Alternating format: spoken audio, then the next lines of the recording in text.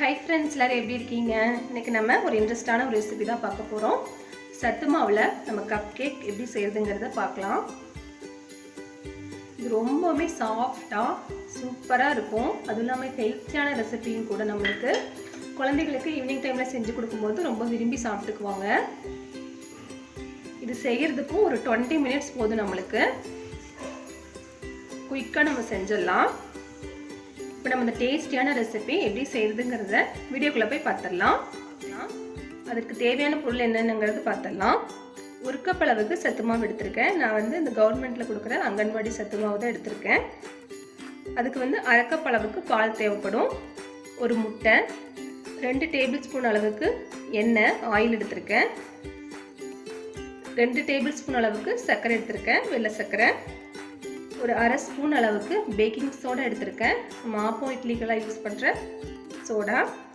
கொஞ்சமாக ஏலக்காய் தூள் எடுத்திருக்கேன், அப்படின்னா நீங்கள் ஏலக்காய் யூஸ் பண்ணிக்கோங்க. இப்போ நம்ம எப்படி செய்யறதுங்கிறத பார்த்துடலாம். ரொம்ப ஈஸியாக செஞ்சிடலாம். ஒரு மிக்ஸி ஜாரில் நம்ம எடுத்து வச்சிருக்கிற மாவை சேர்த்திக்கலாம், சர்க்கரை சேர்த்திக்கலாம். உங்களுக்கு இனிப்பு வந்து எந்த அளவு வேணுமோ அதுக்கு தகுந்த மாதிரி கூட குறைய சேர்த்திக்கோங்க. இதிலே வந்து நம்ம ஏலக்காய் தூள் சேர்த்திக்கலாம், பேக்கிங் சோடா. இதில் வந்து நம்ம எடுத்து வச்சிருக்கிற முட்டையை சேர்த்திக்கலாம்.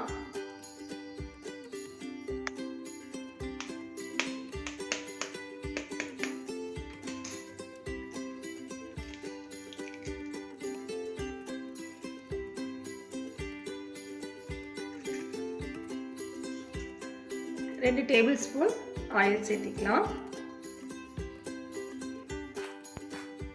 இப்போ நம்ம இதில் பால் சேர்த்திக்கலாம்.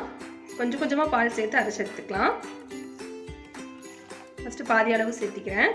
இப்போ நம்ம அரைச்சிட்டு அதுக்கப்புறம் பார்த்து சேர்த்திக்கலாம். பாருங்கள், அரைச்சி எடுத்தாச்சு. இப்போ நம்ம மீதி இருக்கிற பாலை சேர்த்து அரைச்சிக்கலாம்.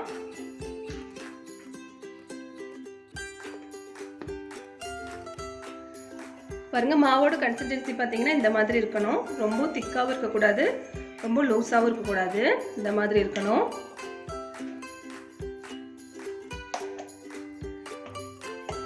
இப்போ நம்ம எப்படி செய்யறதுங்கிறத பார்த்துடலாம்.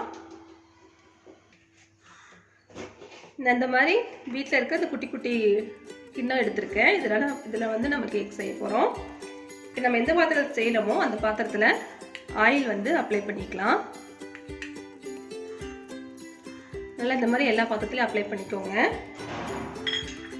லைட்டாக வந்து கோதுமை மாவு எல்லா பக்கம் படுற மாதிரி நல்லா ஸ்ப்ரெட் பண்ணிக்கோங்க. நம்மளுக்கு ஒட்டாமல் வரும்.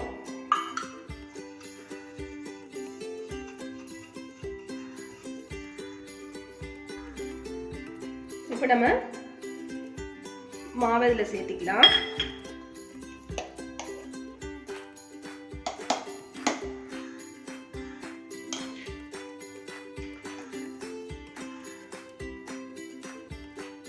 ஃபுல்லாக சேர்த்திடாதீங்க, இந்த அளவு போதும். ஏன்னா நம்மளுக்கு பொங்கி வரும்.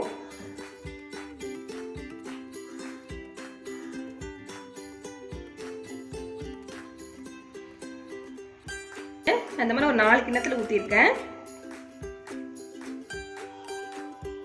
ஒரு பேன் வந்து அடுப்பில் வச்சுருக்கேன். அது வந்து ஒரு 10 நிமிஷம் ப்ரீ ஹீட் பண்ணியிருக்கேன். ப்ரீ ஹீட் ஆயிடுச்சு. இப்போ நம்ம இதில் வந்து ஒரு தட்டு வச்சுக்கலாம். தட்டு வச்சுட்டு நம்ம ரெடி பண்ணி வச்சிருக்கிற கேக் வந்து இதில் சேர்த்திக்கலாம். மாவெல்லாம்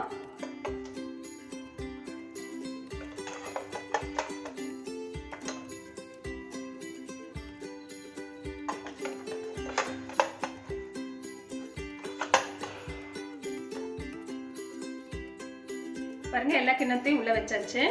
இப்போ நம்ம இதை க்ளோஸ் பண்ணி ஒரு 20 minutes நம்மளுக்கு வந்து பேக் ஆகணும். அடுப்பை வந்து சிம்லேயே வச்சுக்கோங்க.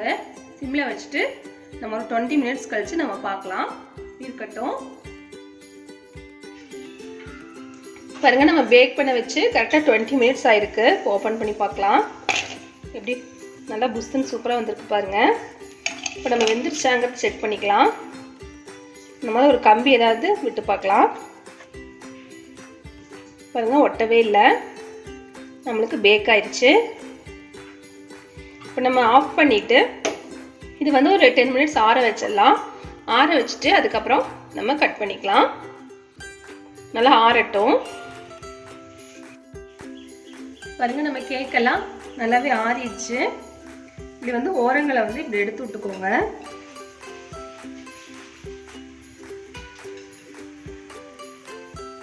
இந்த மாதிரி எடுத்துட்டு நம்ம கமுத்திக்கலாம். பாருங்கள், சூப்பராக வந்திருக்கு.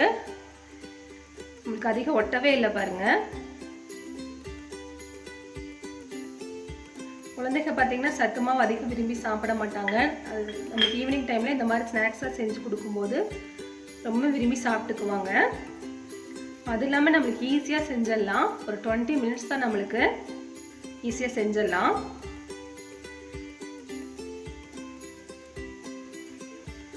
நான் இதை கூட எடுத்து காமிக்கிறேன்.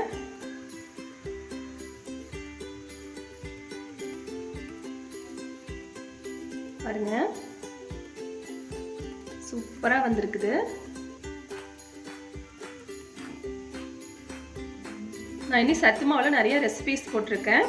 டிஸ்கிரிப்ஷன் பாக்ஸில் கொடுக்குறேன். நீங்கள் தேவைப்படுச்சுன்னா செக் பண்ணி பாருங்கள். இப்போ நம்ம கட் பண்ணி பார்க்கலாம் எப்படி இருக்குங்கிறத.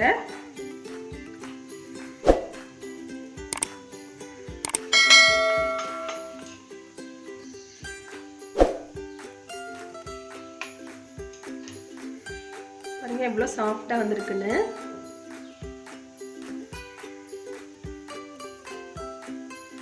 நீங்களும் கண்டிப்பாக ட்ரை பண்ணி பாருங்கள். ரொம்ப ஹெல்த்தியான ரெசிபியும் கூட. ட்ரை பண்ணி பார்த்துட்டு எப்படி வந்துச்சுன்னு உங்கள் ஃபீட்பேக்கை கமெண்ட் பாக்ஸில் சொல்ல மறந்துடாதீங்க. வீடியோ பிடிச்சிருந்தா லைக் பண்ணி, ஷேர் பண்ணி, கமெண்ட் பண்ணிக்கோங்க. மறக்காமல் நம்ம சேனலை சப்ஸ்கிரைப் பண்ணிக்கோங்க. தேங்க்யூ.